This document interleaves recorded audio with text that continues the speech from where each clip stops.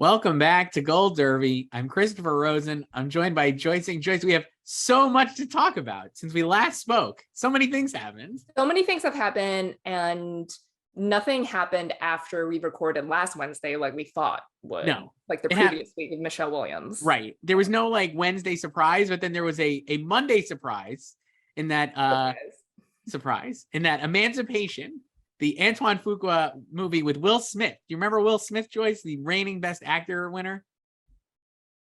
What happened to him? Well, he's back in this movie, Emancipation. I think it's going to be a great Oscar contender for him. Will it though? Well, maybe not. So yeah, that was the big news. Apple is going to release Emancipation December 2nd in theaters, December 9th on Apple. That has been rumored, I feel like, for what, weeks, right? That there was going to be a late breaking thing. One of these. Yeah, no, that was reported a while ago, especially because I think now people have accepted that Killers of the Flower Moon is not coming out. Remember, like back in the summer, yes, a lot of people were in denial about it. Right. It's like, it's not coming out. It was not confirmed that it wasn't coming out. Right. Like Apple was not going to confirm it, but it was like, it's not going to come out. Like, you're just in denial at this point. And then there were like various reports about Emancipation and Napoleon. Yes. In recent weeks. And so Apple, like we all knew Emancipation was done. Yes. And it was supposed to come out clearly this year before the slap.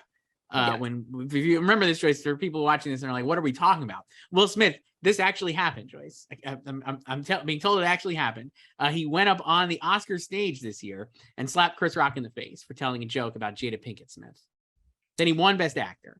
Yeah, and got a standing ovation. Yes. And then he went to a party. They didn't do anything during the ceremony, and then had a meeting and still didn't do anything. Yes. And then allowed him to resign. Yes. So he resigned before they were clearly going to expel him. Right. So he resigned from the Academy. Banned from attending for 10 years. He's banned from attending Academy events for 10 years, but he can still get nominated as an actor and a producer for this year's movie, Emancipation. Yes. It screened over the weekend. I think it was at the Congressional Black Caucus Foundation's legislative conference. So that started on Saturday night. There were a lot of tweets about it, and Will and Antoine Fuqua introduced the movie. People seemed to really respond to the film. Will explained how he had not previously wanted to make a movie set with the backdrop of slavery, but this movie was about freedom and about perseverance and all these different things. I think he was famously going to be in Django Unchained, or at least that was at least one of the roles he was. He turned it down. He also explained this last year as part of his campaign for King Richard when he was, I think it was GQ. Yeah. Yeah, he talked about this because he was filming this, or he was I just wrapped filming Emancipation at this time last year. And so the buzz on this movie, I mean, whatever this means, but in the Matt Bologna podcast or whatever I'm listening to, people have said that this is movie is good, that it's Antoine Fuqua's best movie, and that it's obviously hundreds and hundreds of people put together these movies, and it's a really strong production, and it would be a shame to have it Batgirled basically because of Will Smith. So obviously that's not going to happen. It's going to come out, and now we have to think about whether or not people will consider it not just Will and Best Actor, which it's funny because maybe not funny is not the right word, but if the slap didn't happen a few months ago, I think he would easily be in this conversation for Best Actor because, like we've been saying, the field is not incredibly deep. Right. And I don't think it was never going to get Batgirl because that was a completely different shit show happening. Right. But I think this was always going to be released. It was just a matter of when. Are they just going to cut their losses and just do it this year?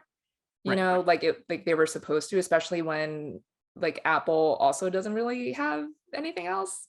Right. They have a lot of character driven performance pieces. Still have Causeway with Jennifer Lawrence and everyone expected Flower Moon this year, even though they never announced or confirmed it was this year.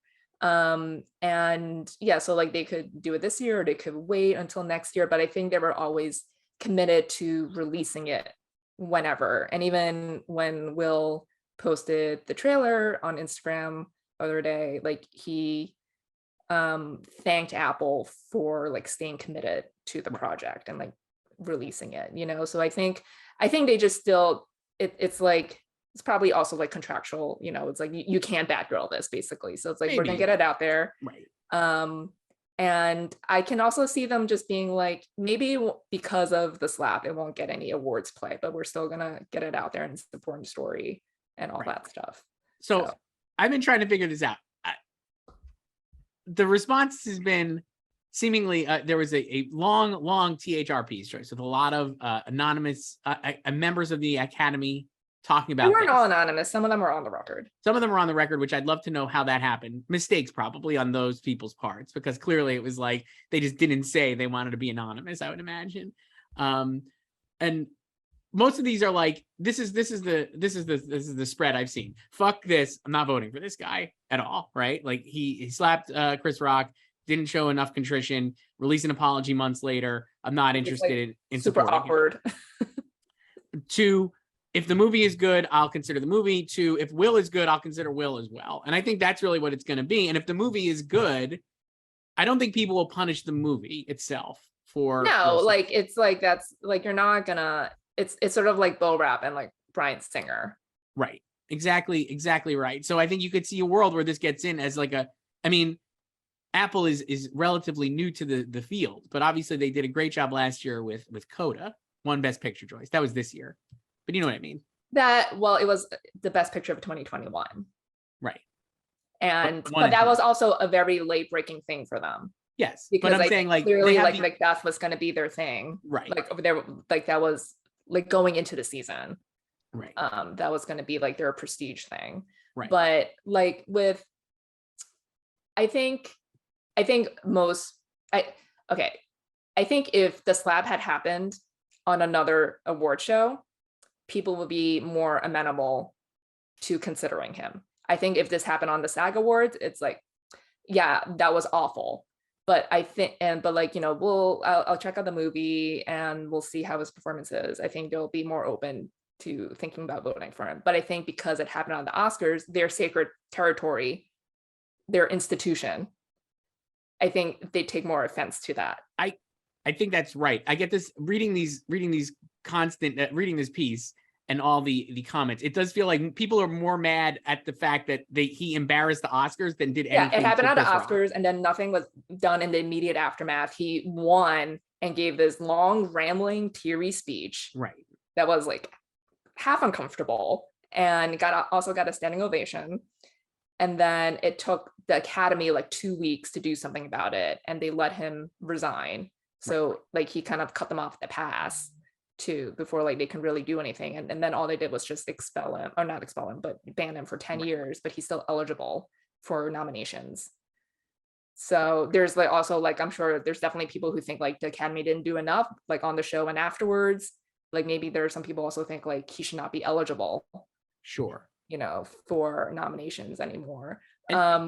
I think what's clear, so like for the nomination, he just needs the actors, like the acting branch, to vote for him, because you need your branch to vote for you to get a nomination. And then for the win, everyone gets to vote. So I think even if he somehow gets the nomination, he's definitely not winning.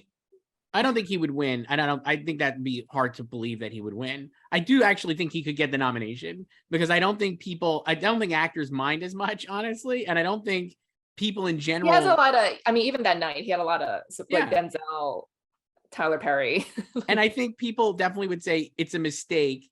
I mean, no one is going to sit here and say that was a good move, right? Or a good decision or righteous behavior, let's say. But I think people would be more inclined to be like, that was a mistake. And you know what, if the movie's good, I'll vote for him as an actor. I could see that happening.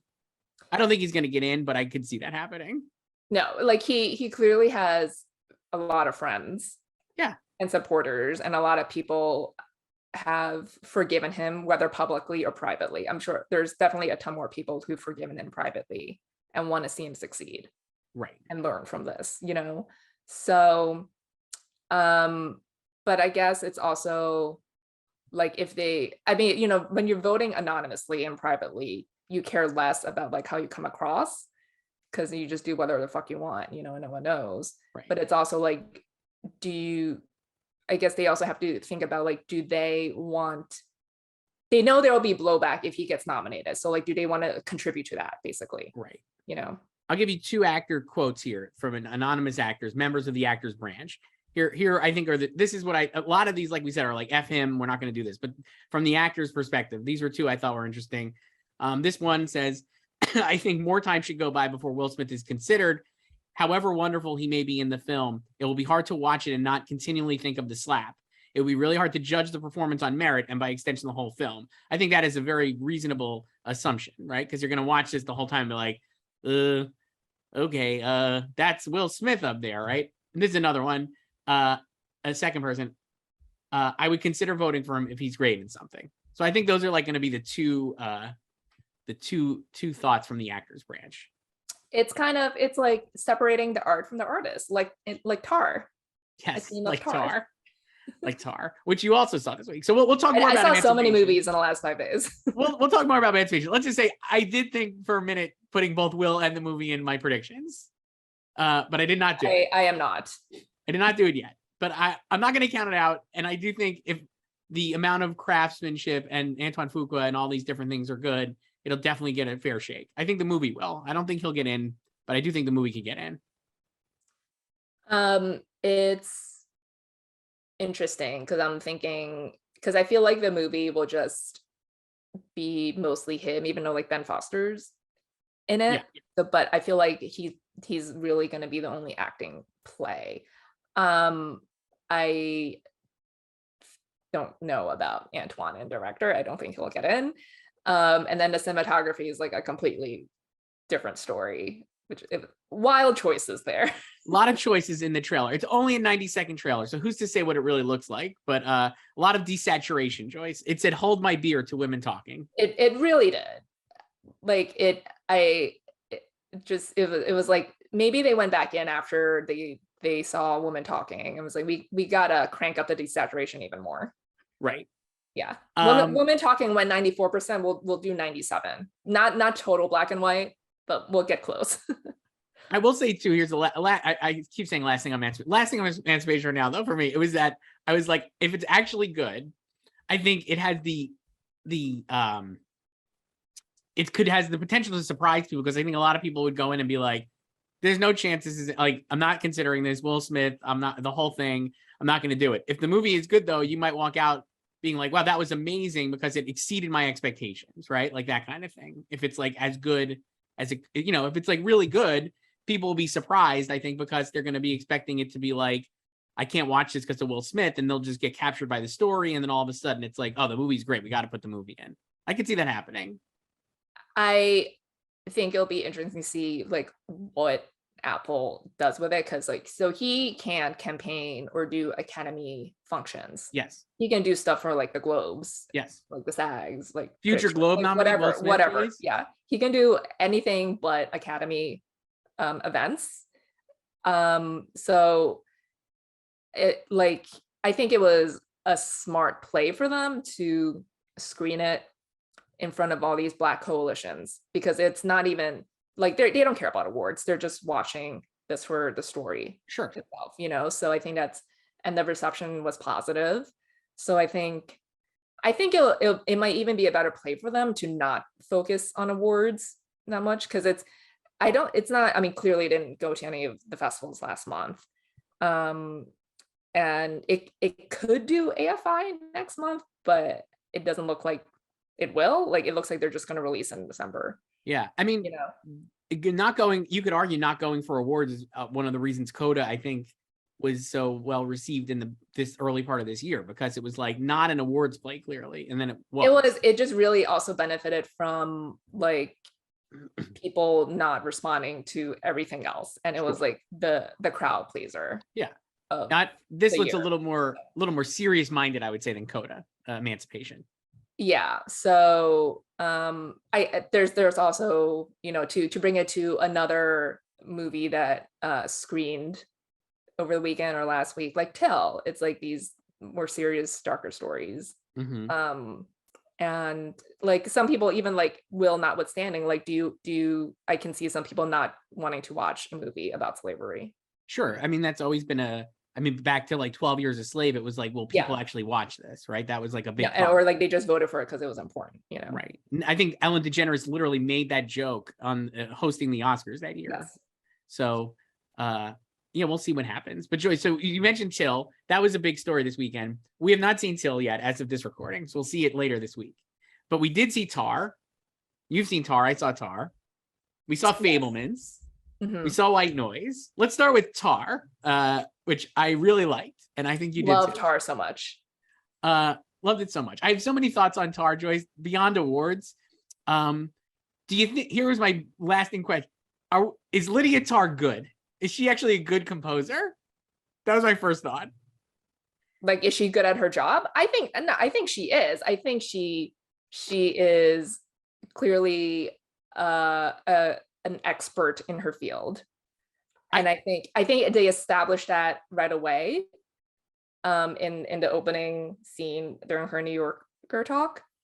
And it's like Kate Blanchett has like so many great monologues. Like the first act of that movie is just monologuing about composing and conducting, but it just really establishes the character because she has like one like monologue about how a conductor controls time when she explains like how her hands works, and that just really tells you everything about the character and thematically the movie too, and how she always needs to be in control, and then like things unravel and get out of her control throughout the entire movie and she can't handle it. So but no, I think it's like she is good.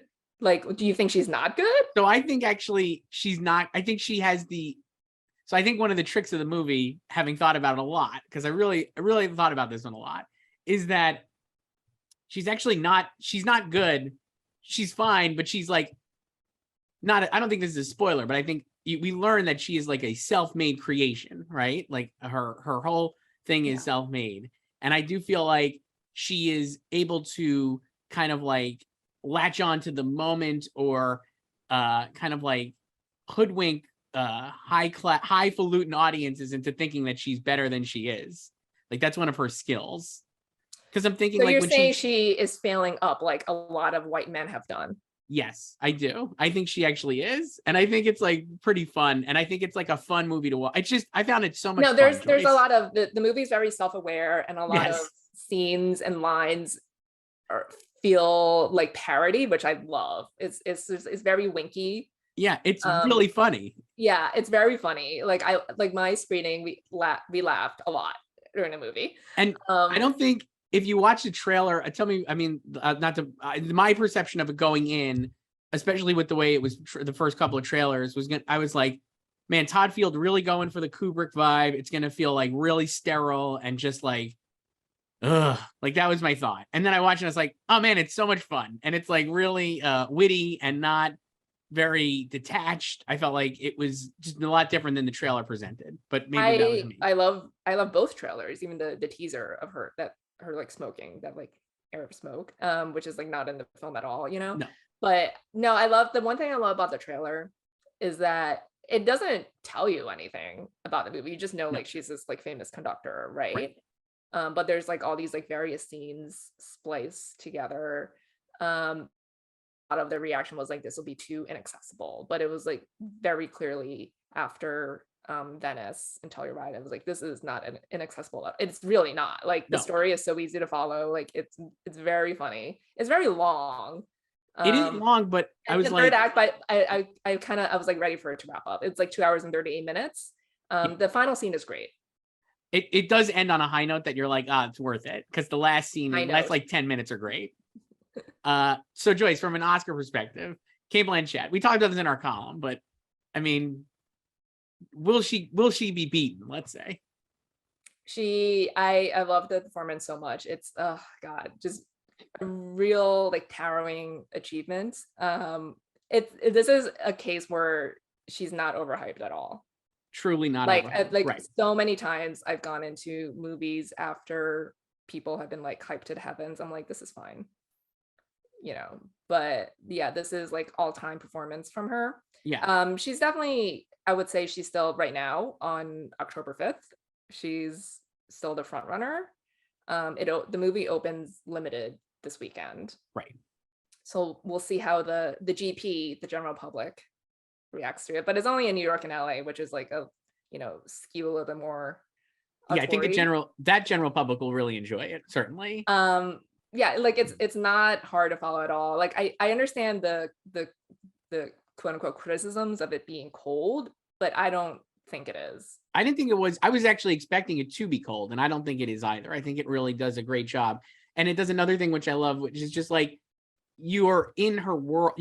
It puts you in her world and makes you root for a character that you shouldn't root for. I just love movies like that. I think it's really. I good. love. Well, the first thing I said to you was when you asked me what I thought. What I said, I love assholes, and I do. Yes. I don't love assholes in real life, but I love them in movies and TV shows. And Yeah. Lydia Tarr is an asshole.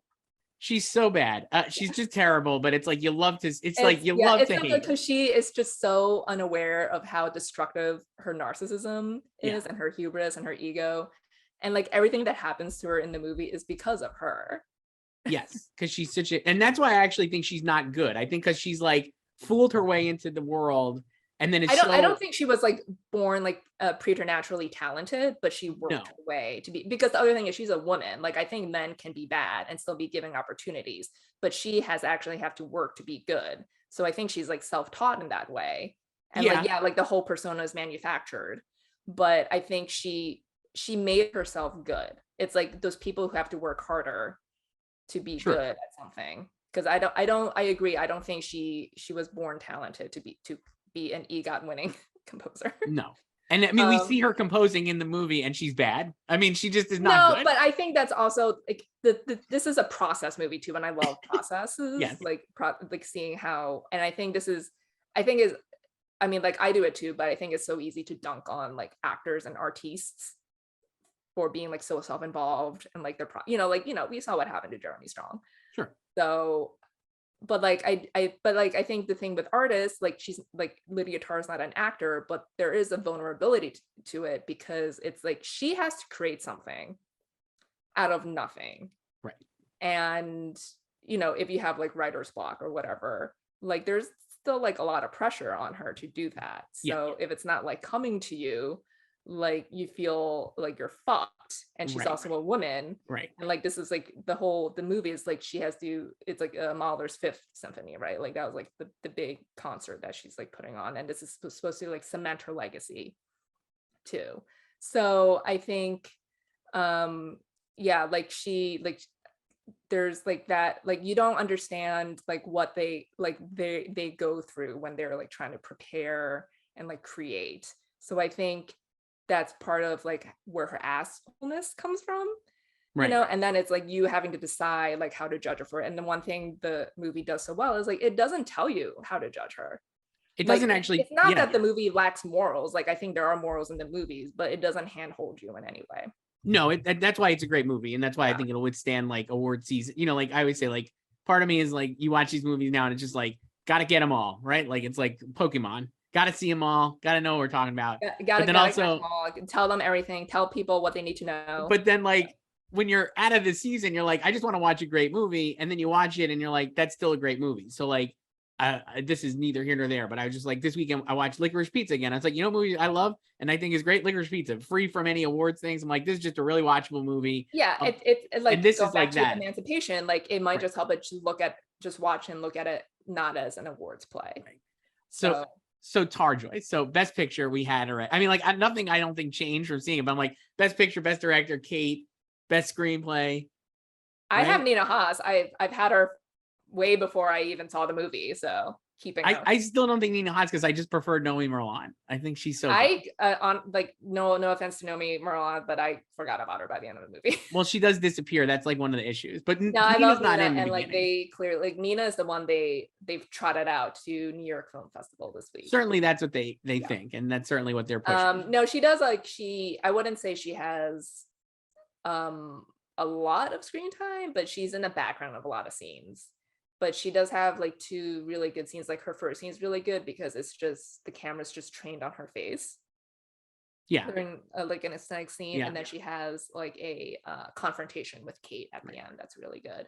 So like I think she can definitely be a coattail if she could. They go over or the movie goes over really well. The sound work in the movie is great. So love the sound. I would great love sound, beautiful sound. that scene in the car, I think you're right at the end, not to spoil it, but there's a scene towards the end where Kate's like Lydia's life is unraveling, and she just is so angry. I was literally laughing out loud at that scene when she's in the car with The her. car scene is so funny. It's just like really good. So I think Kate too is like, oh my gosh, just so over the top great. But I'm like, I don't know. I guess I could see other people I wouldn't say encroaching she's on like that. definitely winning right now. I can see. Okay, so I think if she were competing in the last 3 years, no offense to these people, I think she would easily win if she were competing, because they were just weaker fields. I mean, certainly last year, I would say it would be a no Yeah. contest. No Yeah. offense to Jessica Chastain, the lovely performance as eyes of Tammy Faye, but no way. Like this is like a lot Yeah, bigger. like I think she could have louder. beaten Renee Zellweger. I Franny, think she could have beaten Frances McDormand. Like, it would have been close because I think it's different things, and I think the internalized nature of Fran's performance is like really good. But that would have been competitive. that was but, a very open year, obviously very Right. split year, and she wasn't the Best Picture winner. So I think that would have been an interesting one. But I agree with you, Judy, and then last year too, Renee Zellweger and Jessica would have not won with Lydia, with Kate. And like this is a very tough field. So Yes. I would say she's the front runner right now. We still have Michelle Yeoh.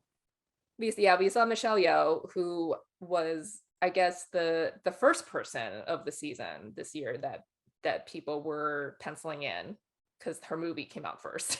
Mm-hmm. So, and then the other Michelle Williams, who's infiltrated the field. So we saw that movie too, and Danielle Deadwyler, Joyce for Till. We should talk about those two as well here. So which one do you want to go to first? Since we saw Fabelmans. Maybe we could do Fabelmans because we just saw that yesterday. So we saw Fabelmans, Joyce. We did it. I'm sure people were like very excited for us to see it. You know, want to know like the biggest plot twist for me with this movie? So this movie is like 2 hours and like 30 minutes long or something. Me, I love my 90-minute movies. I want a 90-minute movie. I did not feel the runtime for this at all. I gotta say, we did not talk about this movie at all. I gotta say, after it ended, I was like, would watch it again immediately. I thought it was so. I did not. It was watchable. 2.5, and then I saw the menu right after that. I had a double feature yesterday, and I did not feel the runtime of the Fabelmans at all. It's like the pacing was perfect, I thought, and I was not like I said, like with Tar, I was like kind of ready for it to wrap up by the third act because I saw the chess pieces in play, and I was like, okay, let's get to it. But Fabelmans, I was like, yeah, like even when I knew it was wrapping up, I was not like, oh, thank God, finally. It's an amazing, I guess last week, I don't know if we were talking about on this or just in chat or whatever, but I was like, I was like, I don't know really what, like, it's not what I think of from Steven Spielberg. It's doing like a memoir-y, like kind of like Belfast-y movie, right? Like now every director gets one of these, apparently. That's like part of being in the DGA, maybe, is that you get to make your own autofiction about your life growing up. And I'm just like, man, Steven Spielberg does that a lot in his movies, like through the themes and stuff. And like, I don't really need to see just a movie about it. And then watching it, I was like, holy cow, this is awesome. And it is like literally like, I guess I couldn't think of what it was, but I was like, it's literally like a Spielberg movie, the spectacle of like a Spielberg movie with like his family. And I just was like, it's really, I just was like blown away. I think the pacing is unbelievably good.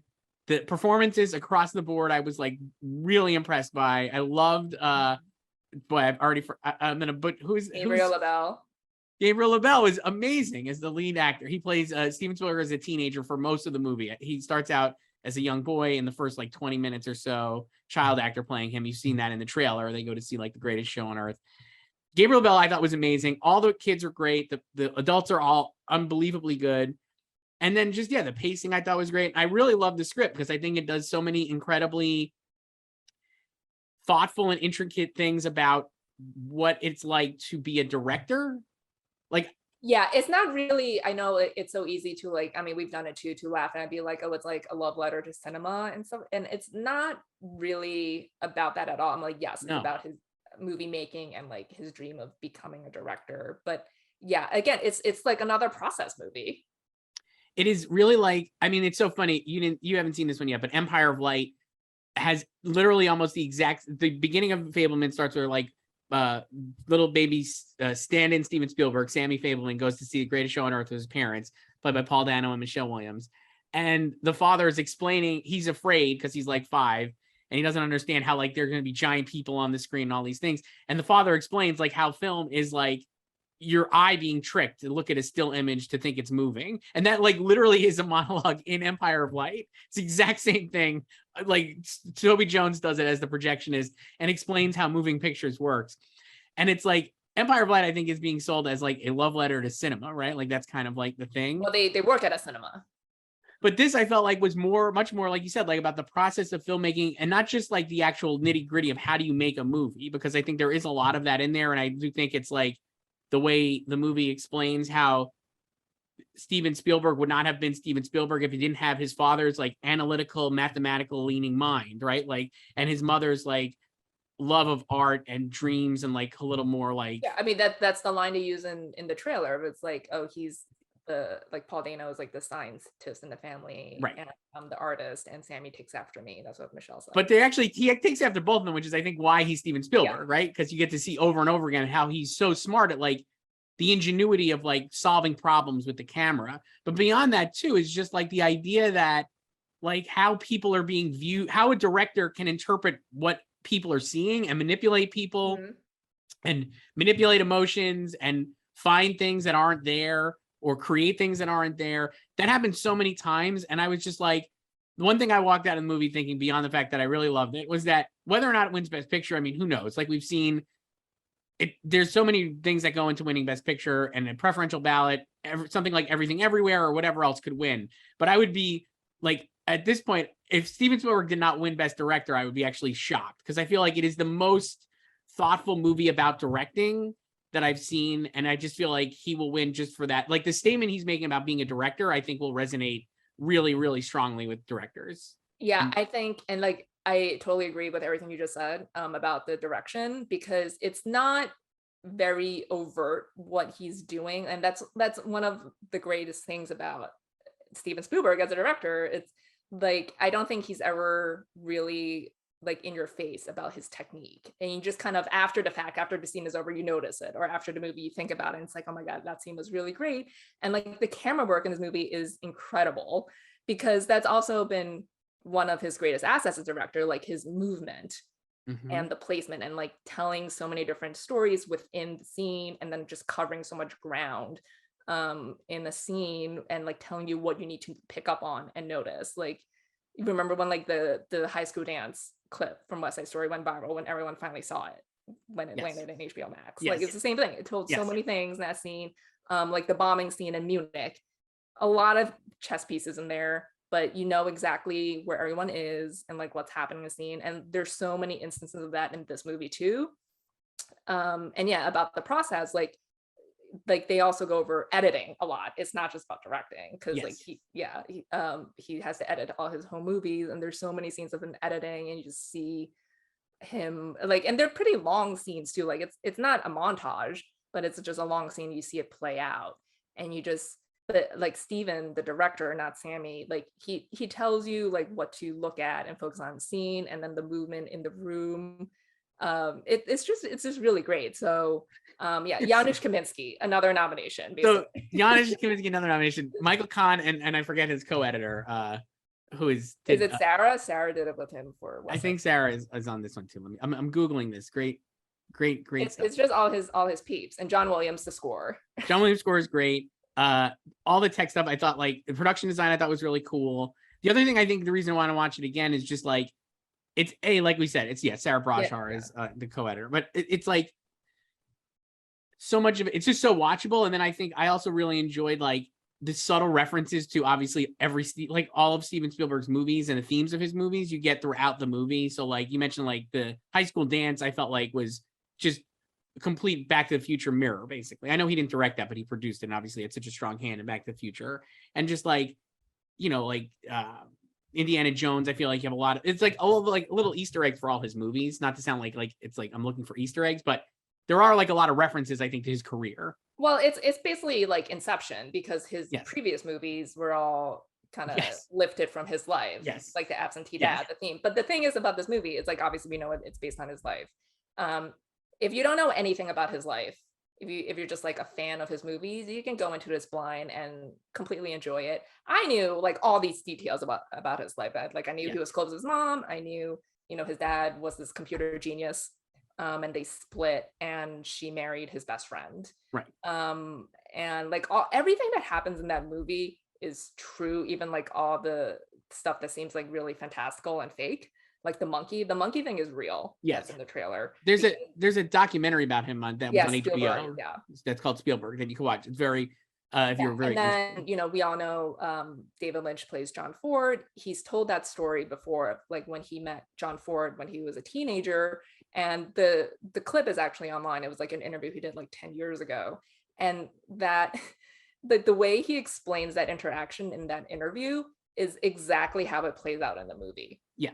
It's great. It's so, and it's like, that's like, I was waiting for that because obviously like David Lynch, you knew he was in it, and he shows up right at the end basically. And I was just like, holy cow, it's such a great scene. It's just like so good. Yeah, but like everything he describes in the interview 10 years ago, it's like exactly how it plays out in the scene. Just like the posters on the wall and the paintings and like him waiting for John Ford to return. It's like, so, but it's so, highly enjoyable. Also very funny. It's so funny. I think like the script is great. I think it's a tough year for original screenplay because you have like wildly original things like Everything Everywhere and something like Banshees of Inisherin, which I think will get a lot of strong play.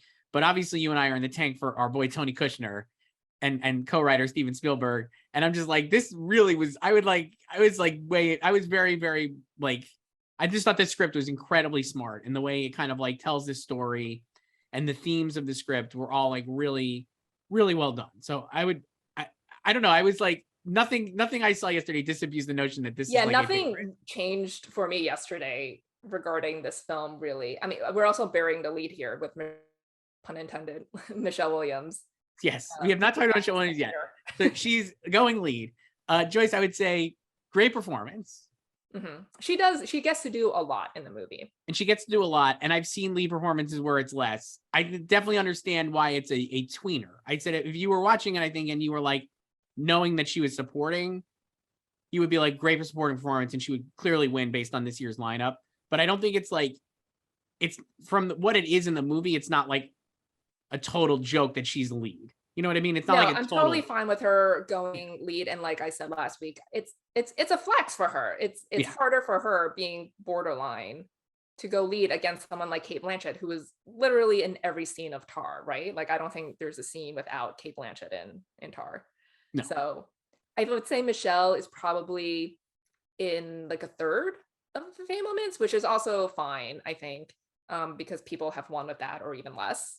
So to bring it back to one of its stars, Judd Hirsch, Ordinary People, it reminds me of like a Mary Tyler Moore. Yes, actually. Who was probably, I think she was like 30 and she went obviously, and she lost to Sissy Spacek, who played Loretta Lynn, R.I.P. Second week in a row we're associated with Best Actress, who recently died. But let me look it up. Going to my favorite site, Screen Time Central. Yeah, do it. But like that was like a movie, Ordinary People, about the kid Timothy Hutton, who went supporting, even though he was the lead of that movie and won. And you could easily say or run Mary Tyler Moore in supporting. Yeah, for sure. I think that's a great comp, and I definitely think that's what this feels like. I like I said, I don't think Michelle will win because I think Cate is too. I don't think either Michelle will win because I think Cate Blanchett is too towering.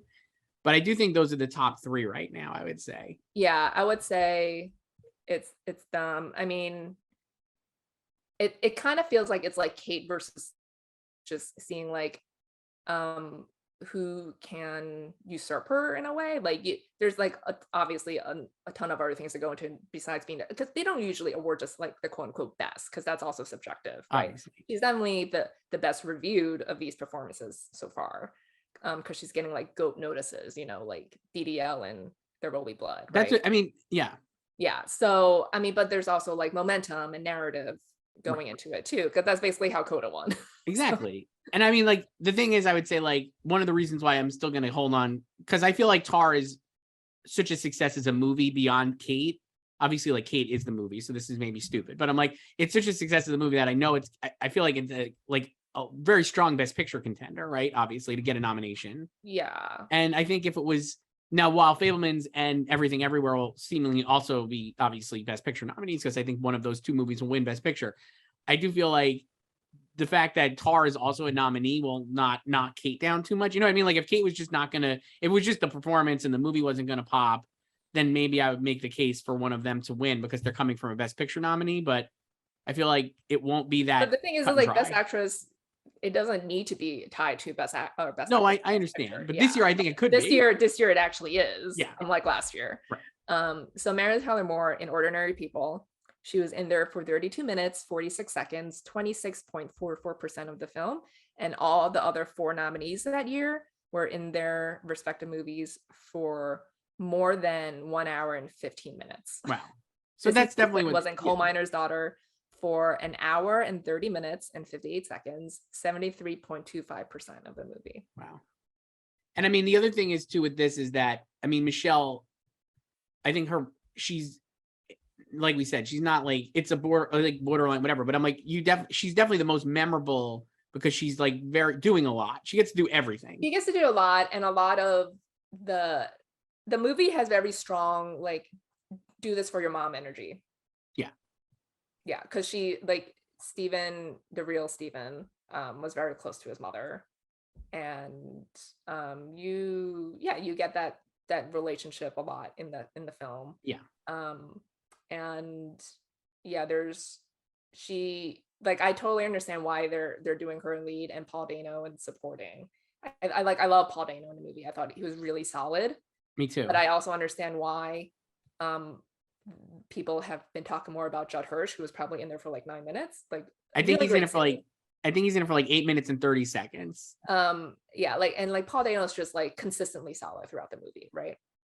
Yeah. I like going in, I was like, so these were the things that I thought nothing from yesterday changed any notions I had. Yeah, like I did nothing. There's 2 things I did think of though. Well, I don't have Paul Dano in at the moment. I don't believe. Maybe I put him in. I might have put him back in yesterday. Let me see. Oh, I did put him back. So I do have him in, but I was torn on whether he could get in. I do think he's awesome in the movie, and it's a very subtle performance. And there's a scene at the very end that I was just like kind of blown away by. I thought he's like really good. His last scene is like really, really good. Mm-hmm. And so he has his last scene comes after Michelle's last scene too. Yes, and it's just like, boy, he's like real. It's just like a really solid performance. And I think it's just an interesting playing Steven Spielberg's dad in a movie, basically, when like Steven Spielberg and his dads in movies have been like historically like fraught. Right? Like, yeah, because in real life, he and his dad were estranged for a really long time, and they don't cover the estrangement in this movie. No, and I think it changed because like he dedicated I know they like reconciled later, obviously. Yeah, they reconciled, and then they were like best friends for the rest of his life. So like knowing that hindsight and knowing the estrangement and all those things, and knowing how like dad's in his movies, like Catch Me If You Can. I thought of Catch Me If You Can a lot during this actually, because I think like that's like the closest he came to doing this before this. I was just like, man, like he has like this, not only the weight of the movie at that scene at the end, but like all the baggage of like like all of other Steven Spielberg movies. I just thought it's like a really great performance from Paul Dano, and he doesn't overplay anything. Mm-hmm. And he actually doesn't make a character who you could have being very weak, like very weak. I don't know. You know what I mean? Like, it's like that character could be like just like a wet noodle. And I think he like allows him to have I think he modicum respect. Yeah, the character could have been that, and also like a dick, because he was a workaholic, and Steven has talked about that, like how his dad was always working, inventing computers or whatever. Yeah. And wasn't around a lot at home. So, but you don't really get the sense that he's just like jettisoning his family, like no, and not at all. And it's a funny, I have both him and Jeremy Strong getting in for Armageddon Time. I think those are 2 very calm performances and characters, and done differently, and certainly certain different behaviors. But I do think there is like a very strong connection between those 2. And it is interesting watching those 2 kind of dads like play out. I don't know. I just thought Dano's really strong. And then the other thing is like Gabriel LaBelle. I mean, Joyce, best actor is not strong, like we've said. I don't have him in. But would it be so wild for him to get in? That's what I was thinking yesterday. I mean, I would probably nominate him. Like, I don't know if I would put him in number one, but I mean, on like 5 slots, So sure. 5 slots. I guess the question would be, it feels like he'll get in at the Globes, maybe? He could get in at the Globes. Could he get in at SAG? Because they're kind to younger actors. He's like 19, 20. Would he get in at SAG? SAG is not strong either, like we said. Like I have like Christian Bale getting in for Amsterdam and SAG. I mean, you know, that's your choice. So but I just this weekend too. I don't know. I'm like, yeah, I don't know if he'll get in. I didn't put him in. I did not make the move. No, but I don't have him in. I think he's like a serious like contender though. He went from somebody I wasn't even thinking of to being like, oh, actually, he's really great. And like he carries the movie. He's like carrying the movie. Yeah. He literally is. So the thing is, it's like, so he is like the lead of that movie, and like Michelle is just the most prominent female character, and a lot of Sammy's arc is tied to her. Yeah, that's why I think that's why it makes sense for Michelle to be a lead, because she's the lead female character and she's like the 1A to Sammy the whole movie basically. But yeah, I just thought I guess I shouldn't be surprised, because I'm like, Steven Spielberg has a history of like he casting young really performers great with, or has also cast really great child actors. I know he's not a child, but like he's young. Yeah, you know? He's great. Like even the casting for like the other kids there, and like the bullies at his school. The bullies are great. He does a great thing, Joyce. I think I didn't fact check this. I don't know if it's true, but it looks like he used some de-aging technology on Matt Damon to play one of his bullies. That was one thing I thought. I recognize that kid from one of his other projects, and I believe it's Oak Fegley. Yeah, so I then like, because like he's obviously puberty, so he's grown. So, but like as a child actor, he was in Pete's Dragon. He was in Pete's Dragon, Wonderstruck, and The Goldfinch, and now he plays Matt Damon as a teenager who's an anti-Semite bully from School Ties in The Fabelmans. But yeah, you could compare after you see. I don't know if there's any stills of him or like if you've seen in a trailer, but you can see how he's changed since he was a child. Yeah, he also looked like I was like, I've seen that kid before. He also looks like he could have auditioned for Mike Feist's part in West Side Story. But he would have come off as a lot more racist than the Jets already did. Yeah. Oh yeah. Way more racist for that guy. Yeah. Wow. Not great, Bob. No, great. It's just all of it is. I just thought like that was man, it's such a good movie. I felt like the ensemble is great. So we mentioned Judd Hirsch. I definitely think he'll get in. It's just like a show-stopping performance. He's so funny. Just like really good. Just like literally blows into town and then leaves the next day. Super fun. Though I guess then this is why I think it'll do well at SAG as like an ensemble nominee, which I'm not unexpected, but I was like, David Lynch, like you mentioned, as John Ford, I thought was like really funny. It's like a very short cameo, but he really gets it, I thought, and like was good. But I really love Jeannie Berlin. She was great. Yeah. Oh man, so good. She plays Dano's mom. Steven's grandmother, or Sammy's. There's a great dinner table scene. Just absolutely hilarious. And I was like, she's not in it enough to get like seriously considered, I don't think, for a nomination, but man, she's so funny. Just absolutely kills. And I thought like Seth Rogen was good too. Great. Tricky part. And it's like, again, and one of the things I really loved about it is like, even he gets like all the characters I feel like are treated very fairly. Even the bullies, honestly. I mean, like, yeah, it's like, he does treat like the script does handle everybody like people, even, you know what I mean? Like, I just think that was like a nice touch too. Anyway, I'm sure we'll talk about this a lot because it's going to be the movie that everybody is going to be talking about for months, since it's front runner. Still the front runner, I guess. I don't like I said, like nothing changed for me.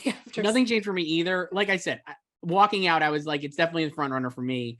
I don't know if it'll win because who knows, but I was more convinced. I feel better about, I think it's a hard movie to hate. And I think even if it's not your favorite, it'll probably get a lot of 2s and 3s. I think it's going to do great on a preferential ballot. I do agree with that. It's not a polarizing movie.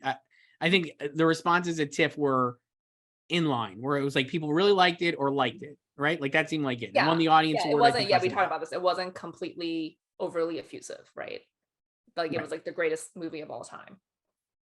But yeah, I do think Steven as director, I was just like, wow, I don't think I just found it his work in this would be so great. And like he hasn't won since '99, right? That was the last Oscars that he won. So well, it's also great because like if you remember when he won for Schindler's List, he brought his mom and he dedicated to her, and then he made Saving Private Ryan because of his dad. Yes. And he dedicated to his dad. So now this his third directing Oscar could be for both of his parents who have now sadly passed away. I think I would really, I'm like already, I was like, man, that'll be such a great moment. It would be just so nice for him to win for this. I do think. I feel like I mean, I haven't deeply thought about director in a couple of weeks, but I feel like he's the only lock in that category. It is. I mean, like right now, I was looking at mine. I have like him, Giselle, Todd Field, Sarah Polley, and Martin McDonough. But yeah, like I can see all the other 4 people missing. Same. So I'm like, it does feel like he is or like 5 the people, true lock, right? With the Daniels too. He is like the true lock. Yeah. But, so I don't know. I guess like I think it'll be interesting to see how it does at the box office too. Yeah, I don't know. I mean, like, who knows? Movies don't make any money anymore, and like horror movies do seemingly, but everything else nobody goes to see. But I do think as like a if they sell this as like a family movie, it could do well. If it's coming out November 11th and plays to the end of the year, it could do well throughout the holidays. Yeah, it's going wide on Thanksgiving Eve, right? I think so, which was the House of Gucci slot last year. Yeah. And I will say, like you said, I think this will play well at home because I think it's really watchable. It'll be interesting to see like how all of like the VOD releases are handled this year, you know, or like the streaming releases too, and like what they also have to be smart about screeners, especially to SAG, because you need to get out early for SAG. I mean, this one they should start. So. This should be started going out to SAG pretty soon, like right now. Yeah, like immediately. So yeah. So we'll see. And then Joyce, so last one we could talk about, we haven't not seen this, so I don't want to like go into deep on the movie, but Till obviously premiered. That was like one of the big New York Film Festivals happening right now. White Noise was the opening night film. We were there. We saw it. We were there. That was like a big swing for Noah Baumbach, and I respect it.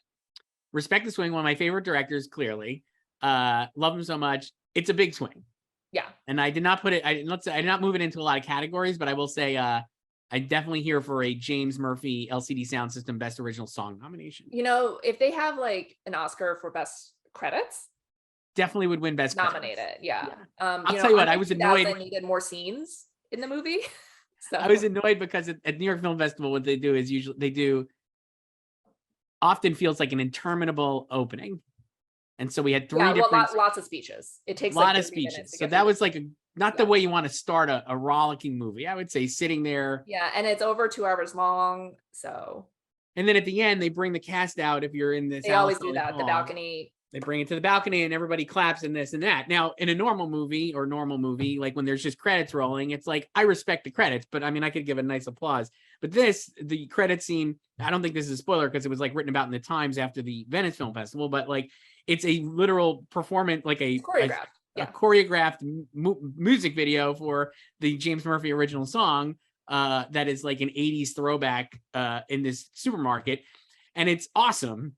And they're out there, and I'm like, I know no one's watching the credits. I didn't want to watch. I was like, I get it. I'm happy for you, Noah Baumbach and Greta Gerwig, but I really just want to watch. I know, the like people were like standing up in front of me, and I'm like, wait, I can't see. Right, please sit down. I want to see this intricate choreography. That can't get an Oscar nomination because there's no Oscar for choreography. But they can get in for production design, great production design in the movie, and I think adapted screenplay is very, very open enough that he can get in there for adapting an unfilmable book. Right, which he had joked about. Yeah, this could be. I feel like it could be kind of like Inherent Vice, like the adapted screenplay nomination. Yeah, I think that's actually what the movie is like too, and certainly like the responses are. But I do think song and production design was unbelievable. It's like just the amount of. This is one of those movies where, if you read, like, it's like Noah Baumbach spent whatever it was like reported like $150 million of Netflix money to make this movie or whatever kind of crazy number gets thrown out, and then you watch the movie and you're like, hell yeah, he did. All that money's up there. You know what I mean? It looks like action set pieces. It's like everything is like really intricately done and like very bespoke and like really cool. I'm like, I like when I'm told the movies cost a lot of money and then you can actually see that they did use that money wisely. It's a lot better than it's just like, where did all this money go? Yeah. So that was opening night. And then Till premiered over the weekend. It did. We're seeing it. Well, so I guess we'll talk more about it next week after we see it. Yeah. So not to talk about the movie itself, but the response to the movie was pretty much as what we expected, which is Danielle Deadwyler here for her Best Actress nomination. Will people see the movie, and will they be bad if they don't see the movie? And like that's basically the discourse right now. Yeah, totally. And that was always the tea about the movie, is that she's the best part of it. Right. And then she could be a lone nom. So let me ask you this. Again, like nothing really changed. Nothing really changed, but like, so I put her in for, so I moved her in. I bowed to the noise on social media, or just like not even bowed. I just was like swayed by it and was like, yeah, she'll get it.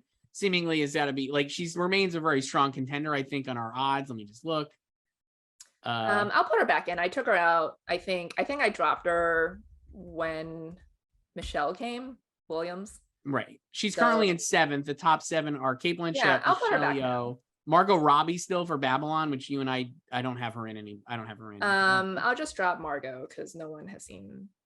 Michelle Williams for Fabelmans, Olivia Colman for Empire of Light, Viola Davis for The Woman King, which I have in, and then Danielle Deadwyler for Till. Excuse me. That's the nominee. So I put her back in, but I'm like, does the movie need another nomination, I guess, for her to get a nomination? Would you say? Like, that's what I was trying to figure out. And where would that other nomination come from? I don't know. I guess we'll see after we see the movie. I guess we'd have to see.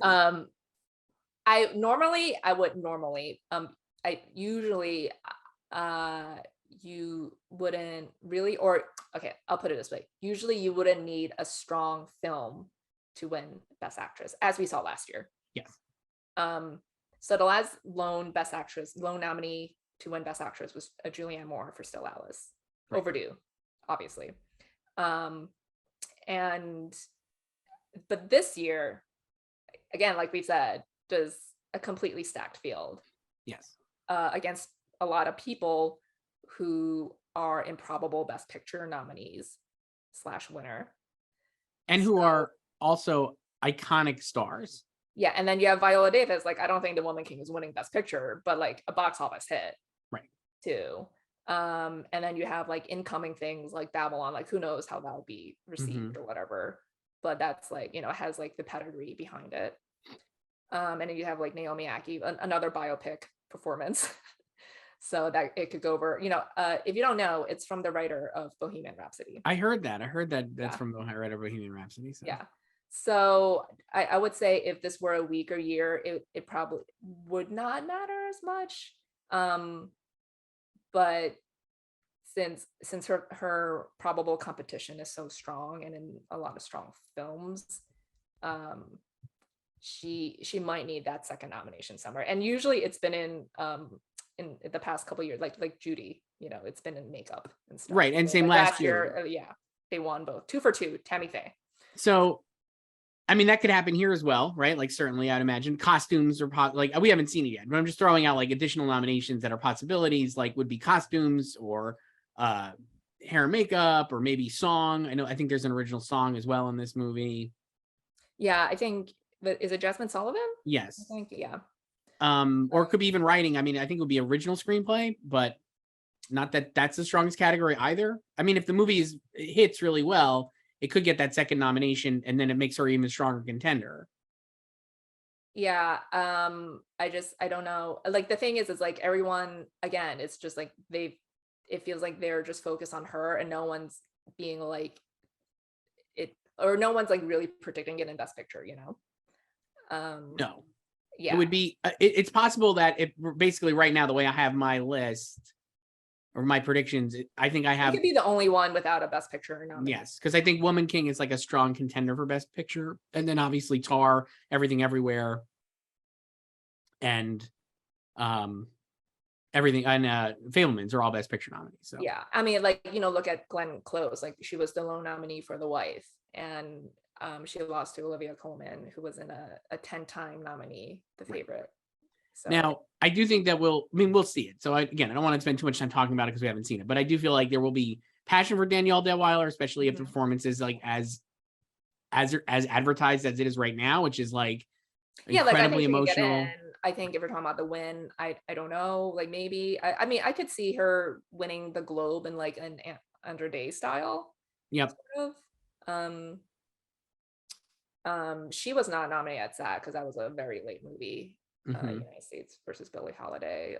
I think this is the type of performance that SAG would respond to. Yes. So, yeah, I don't know. Like, it's opening next week, the film. So Yeah, it's actually wild how many of these movies are like you said. Tar is out this week in New York and LA. So this is not really a spoiler, but in Tar, they briefly show Lydia Tar's Wikipedia page. Yes. And you see, I want to read the whole thing, so someone send me a copy, please. Yes.